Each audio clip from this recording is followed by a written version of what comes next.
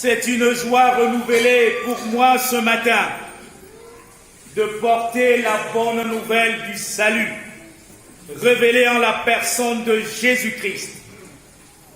Dans le monde, les hommes portent des maux, c'est-à-dire des maladies.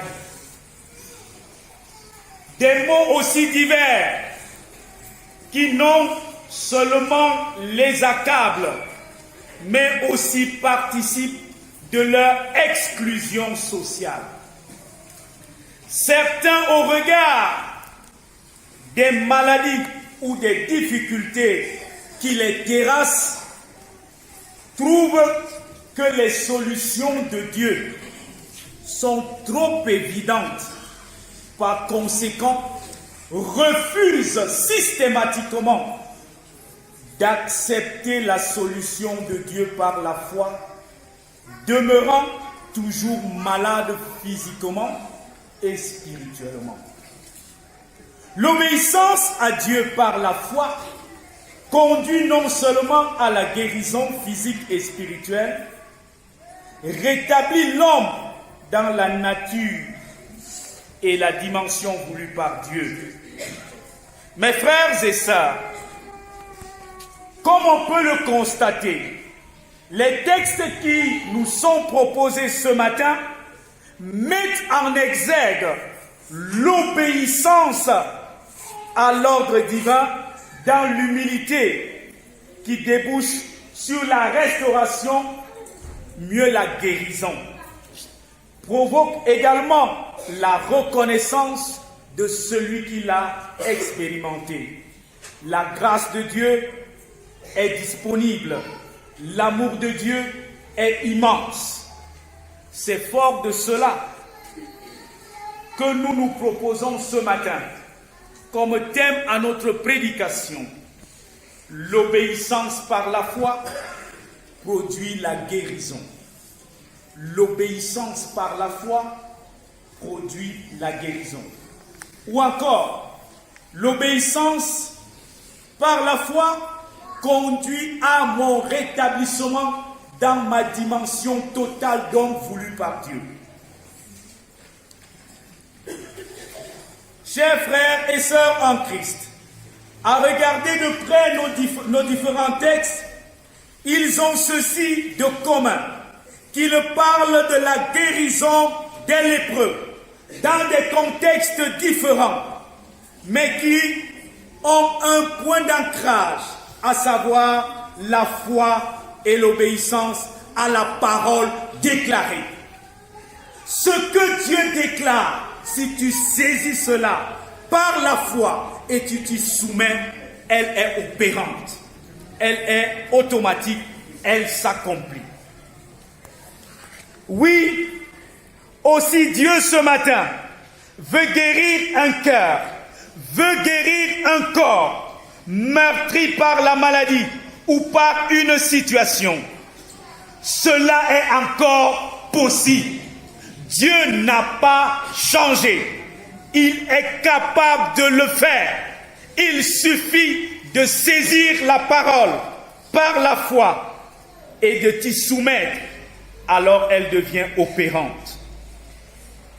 L'obéissance par la foi produit la guérison. Notre texte nous relate la guérison d'un Syrien appelé Naaman. Ce dernier avait été recommandé au roi d'Israël. Il passera par plusieurs prophéties avant de recevoir de Dieu, à la suite de son obéissance aux paroles du prophète Élisée, la guérison de sa lèpre. Il faut le dire, Naaman était un homme de renommée dans son pays. Il avait un rang social important. Mais son rang social était devenu un obstacle pour voir la gloire de Dieu. Il empêchait de comprendre la prophétie et la parole du prophète déclarée.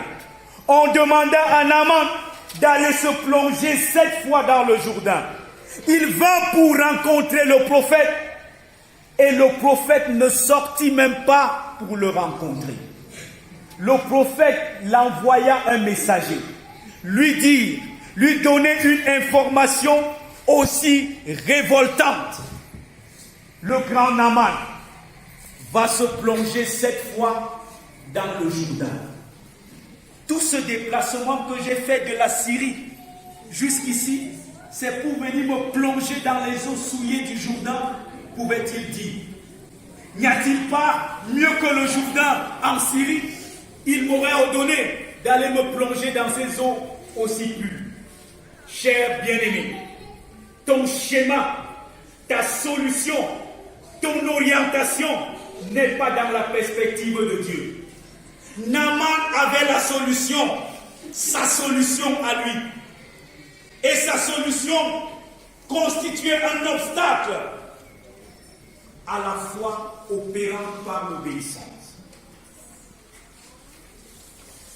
Naaman est appelé par le prophète à aller se plonger 7 fois dans le Jourdain.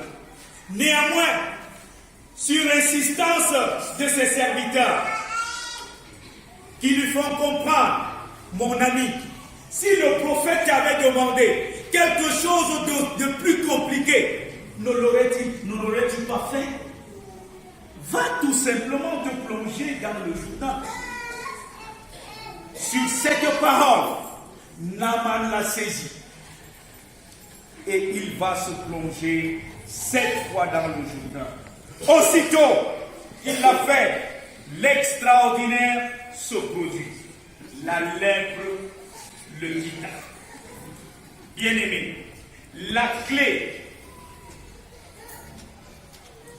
pour pouvoir expérimenter l'extraordinaire, la clé pour que l'extraordinaire de Dieu se produise dans ta vie, cela passe par l'obéissance par la foi. Naaman pouvait dire, oui, je n'ai pas besoin de la solution de Dieu. Naaman pouvait dire comme bien d'autres, le crâne de mes ancêtres parlera à ma faveur. Naaman pouvait dire, on m'a dit que il y a tel à tel endroit qui fait ceci ou cela. Mais Naaman, il a fallu qu'il se soumette à l'ordre de Dieu. Oui, mes frères et sœurs, Dieu choisit les choses faibles pour confondre les sages et les choses vives pour exprimer sa gloire. Les eaux du Jourdain, considérées souillées par Naaman, ce ne sont pas les eaux qui ont guéri Naaman. C'est la parole déclarée et la foi opérante qui a guéri Naaman. Dieu voulait Naaman humble et obéissant. Ainsi, dès qu'il le devient, Dieu le restaure. Il va aussitôt chercher le prophète pour manifester sa reconnaissance. Ce qui est important, c'est la déclaration de Naaman. Et tu peux être un Naaman ce matin. Voici, je reconnais qu'il n'y a point de Dieu sur la terre, si ce n'est en Israël. Tu peux dire ce matin, au terme de cette prédication, quand Dieu, tu t'auras ouvert à la grâce de Dieu par la foi et l'obéissance, je reconnais qu'il n'y a dans le ciel aucun autre nom donné par lequel je puis être guéri et sauvé. Jésus-Christ. On comprend alors que la lèpre avait réduit Naaman, avait réduit sa vie. Celle-ci était pour lui un fardeau. Revenant au contexte de Luc et au contexte juif, lorsque vous étiez lépreux en Israël, vous étiez exclus. La lépreux, vous étiez considéré comme impur. C'était le signe de votre péché. C'était le signe que vous êtes rejeté par Dieu. Et vous n'avez aucun contact avec les personnes saines ou pures. La lèpre donc constituait donc une barrière sociale. La lèpre condamnait tous ceux qui étaient atteints. conformément à Lévitique 13:45, le lépreux portera ses vêtements. Voilà la nature du lépreux. Suivez bien. Le lépreux portera ses vêtements déchirés. Vêtements déchirés. Les haillons. Ses cheveux dénoués. Parce qu'il n'avait jamais la capacité d'amener le pain sur sa tête. Et il criera. Voilà sa pitance de tous les jours. Il criera impur, impur, tous les jours. Tant que durera son mal. Il demeurera à part. Sa demeure sera hors du camp.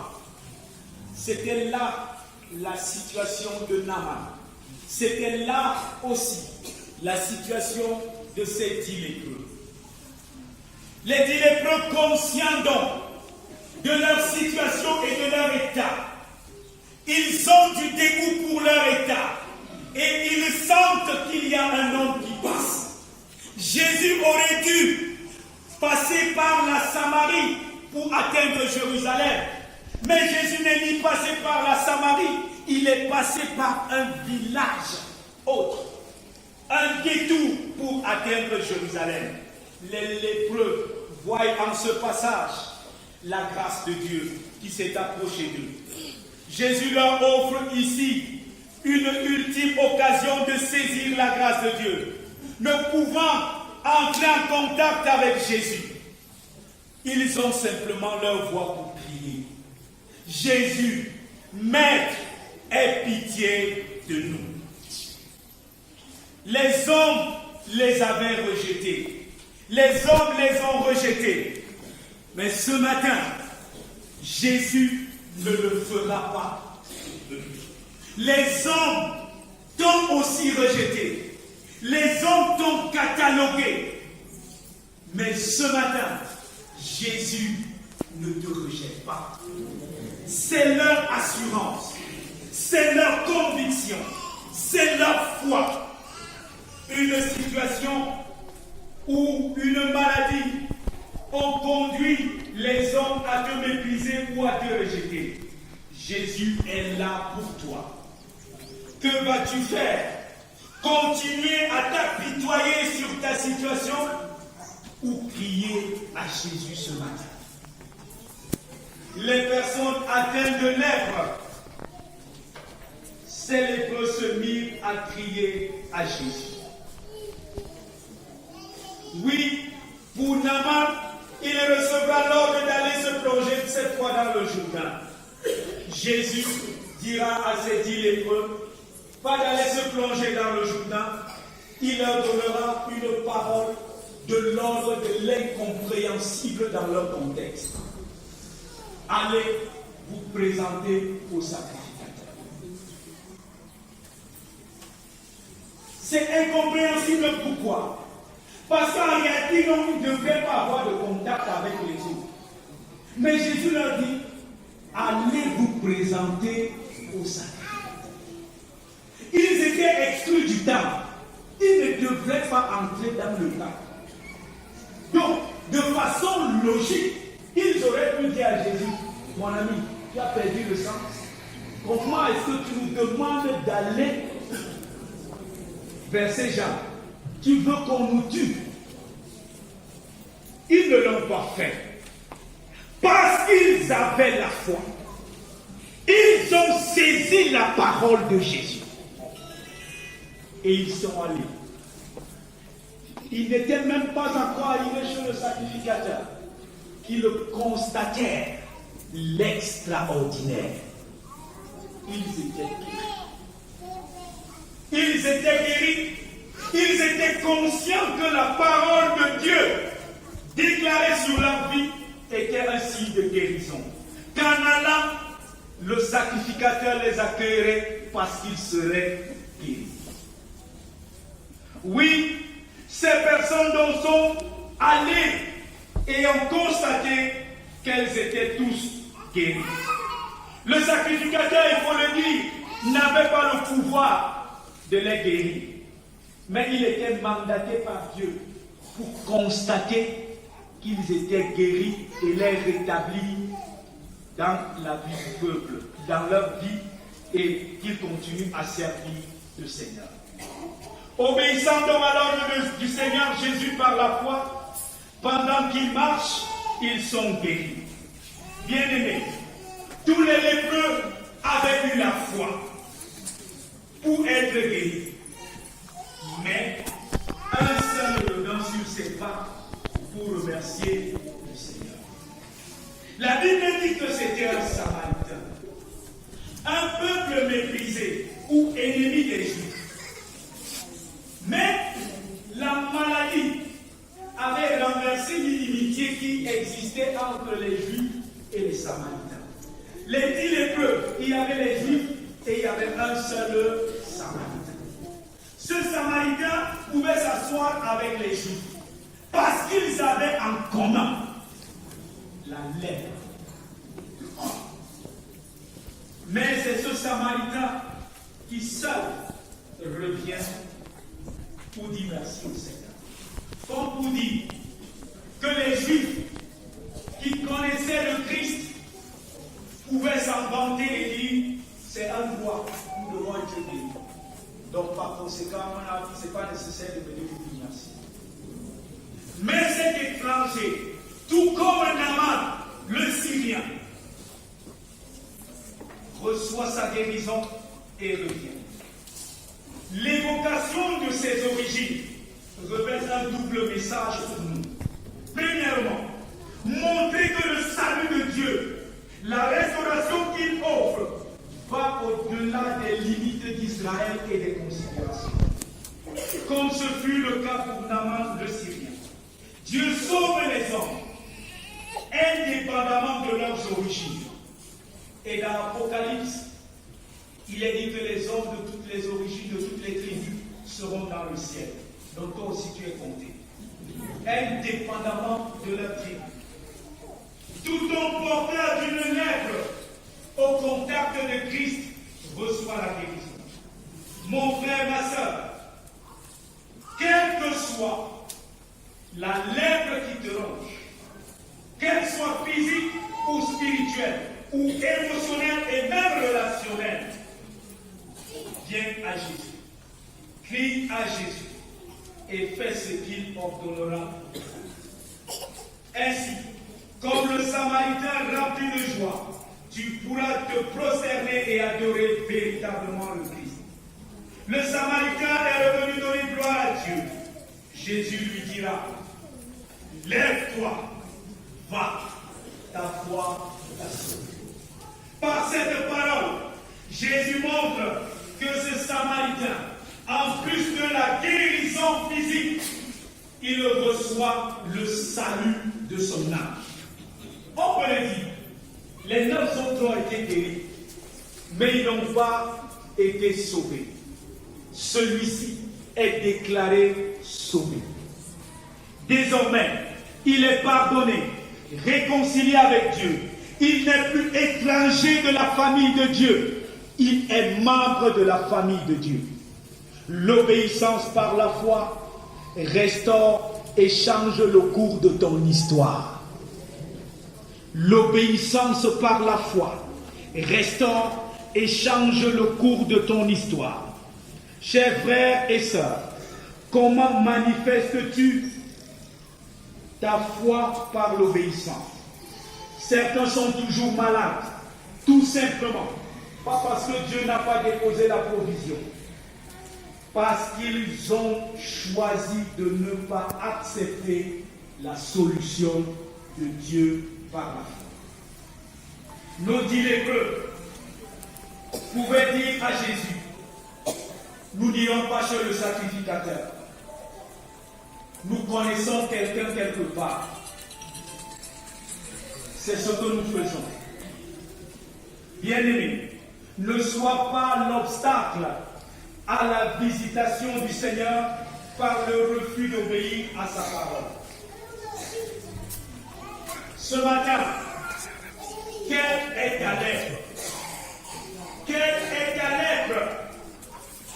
Est-ce qu'elle te dégoûte? Quel regard as-tu de ta lèpre? Est-ce qu'elle te dégoûte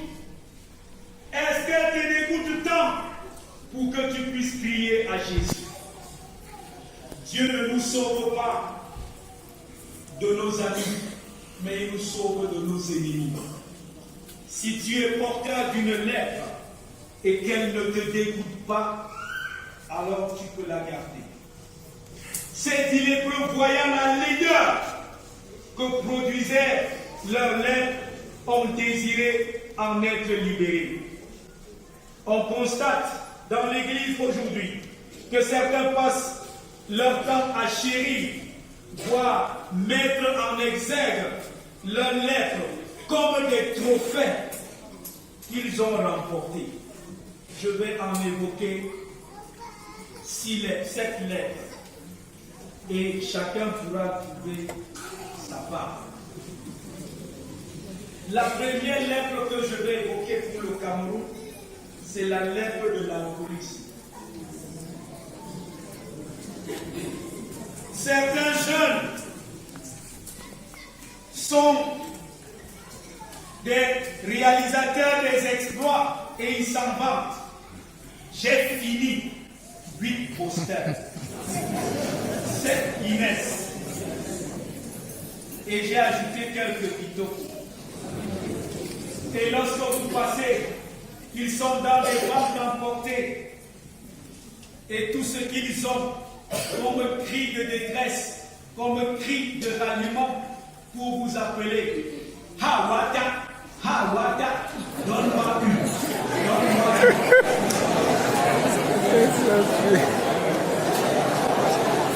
Ce qui fait leur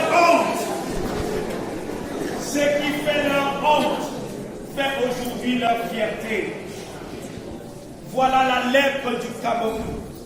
Voilà la lèpre qui nous ronge et qui nous couvre d'impureté devant le Seigneur. Les lèpres physiques, c'est la maladie. Certains peuvent déclarer, j'ai vu tel médecin, je suis allé à tel endroit, j'ai pris tous tel médicament, j'ai. Et d'autres finissent par dire, c'est même ma maladie.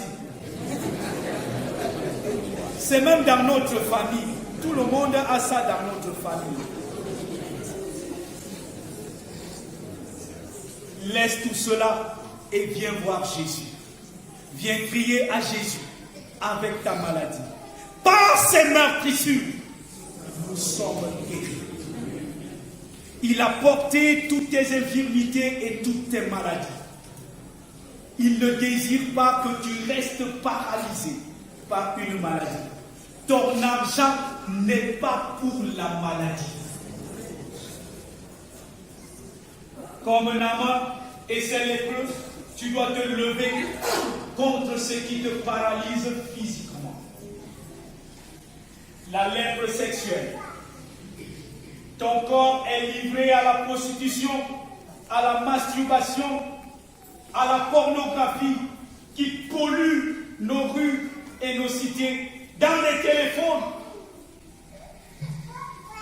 nous vivons cela. Ta guérison est disponible. Il suffit de te débarrasser, d'entrer dans ton téléphone, de supprimer tout, de te débarrasser, de te séparer de ton amant, de te séparer de ton copain avec qui tu commets l'adultère. Dis-toi maintenant qu'il faut que cela cesse et que cela change. Crie à Jésus. Crie à Jésus. Tes efforts sont nuls pour te libérer de cette lèpre. Mais la grâce de Dieu est disponible. Et la foi par l'obéissance produira son effet. La lèpre de la haine et de la jalousie. Tu n'arrives pas à pardonner. On parle de haine tribale au Cameroun. Les derniers événements nous montrent les inimitiés entre les Camerounais qui ont conduit même à un meurtre.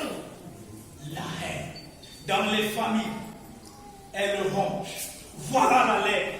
Il faut crier à Jésus. Que dire alors de la grande lèpre qui atteint tous les secteurs au Cameroun? La corruption. Même l'Église n'en est pas épargnée. Elle semble devenir au Cameroun comme un trophée et notre marque de fabrique. Et certains voient simplement ceux qui volent beaucoup d'argent ou ceux qui détournent de grosses sommes. Toi le policier, toi le médecin qui falsifie les factures, toi le pasteur qui vend les services, tout ça c'est la corruption. C'est la lèpre. Il faut en être inquiet. La lèpre du vampirisme et de la sorcellerie. Si tu as le temps, Jésus est disponible pour toi. Et certains sont même allés vous dire que c'est Dieu qui leur a donné ça pour qu'ils aident les gens. Mensonge. Tu as besoin de la provision de Jésus. Jésus veut te guérir. Jésus veut t'en libérer. Mais il faut considérer que cela a fait ta honte. Et la grâce de Dieu est disponible. La dernière lèpre, c'est la lèpre de l'orgueil. La lèpre de l'orgueil et de la bouche. Ta bouche profère des choses cyniques. Tu ne sais pas contrôler ta langue. Et tu es orgueilleux et imbu de toi-même. Comme un amant, tu cours le risque de te perdre. Mais si tu obéis à la parole de Dieu, par la foi, tu es guéri de ta vie. Chers frères et sœurs, comme pour ces 10 lépreux et Naaman, un nouveau jour s'est levé. Pour toi aussi, Dieu désire te voir libéré de la lèpre qui te rend impur. Il suffit tout simplement de crier à Jésus par la foi et sois disposé à faire tout ce qu'il te dira. Si Jésus te demande de rembourser l'argent de l'escroquerie, si Jésus te demande de te débarrasser de tout ce que ton amant t'a donné, si Jésus te demande de te débarrasser du vampirisme, de la jalousie, de l'orgueil, fais-le et tu seras sauvé. Je voudrais te dire ce matin,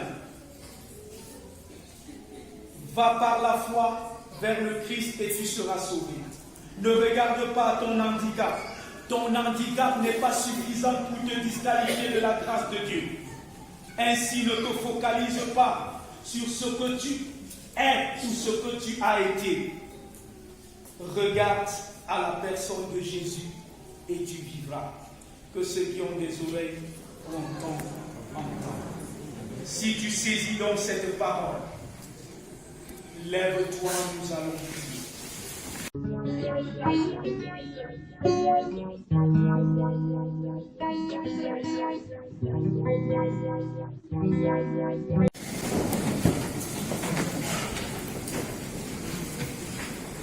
Ce matin, Jésus ne te pose pas une question, mais il te donne un ordre. J'ai vu ta lèpre, viens avec ta lèpre. Chacun ici connaît sa lèpre. Connaît ce qui le disqualifie. Prie le Seigneur. Ouvre ton cœur au Seigneur. Parle au Seigneur. Tu ne sais quoi faire, mais Jésus sait ce qu'il fera. Présente-toi tout simplement au Seigneur.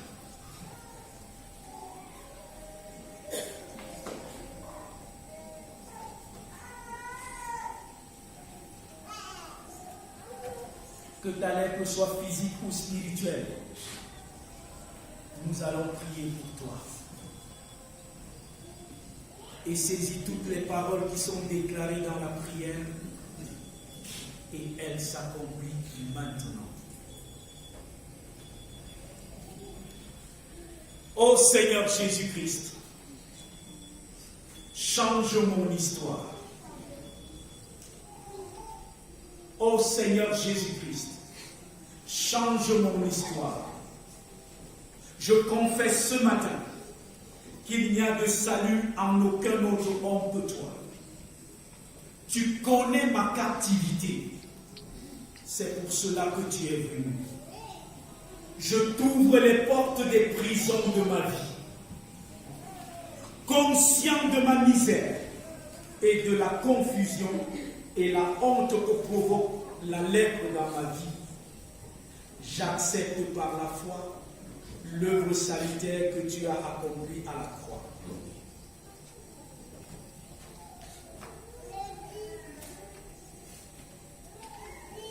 Je t'invite maintenant à déclarer ceci après moi.